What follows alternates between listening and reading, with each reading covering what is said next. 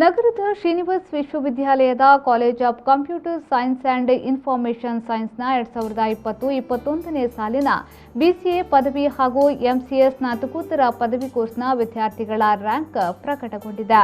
BCA ವಿದ್ಯಾರ್ಥಿಗಳಾದ ಐಶುತುಲ್ ಭರೇರಾ 9.75 ಸಿಜಿಪಿಯೊಂದಿಗೆ ಪ್ರಥಮ rank ಹಾಗೂ ಚಿನ್ನದ ಪದಕ, ಸಂಧ್ಯಾ 9.65 ಸಿಜಿಪಿಯೊಂದಿಗೆ ದ್ವಿತೀಯ ರ್ಯಾಂಕ್, ತಸ್ರೀನಾ ಬಾನು 9.02 ಸಿಜಿಪಿಯೊಂದಿಗೆ ತೃತೀಯ ರ್ಯಾಂಕ್ ಅನ್ನು ಪಡೆದಿದ್ದಾರೆ.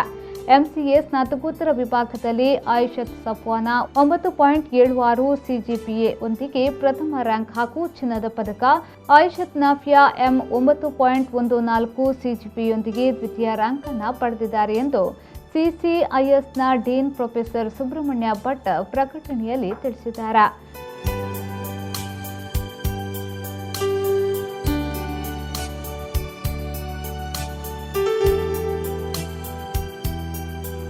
ಬ್ಯೂರೋ ರಿಪೋರ್ಟ್ ವಿ4 ನ್ಯೂಸ್ ಮಂಗಳೂರು.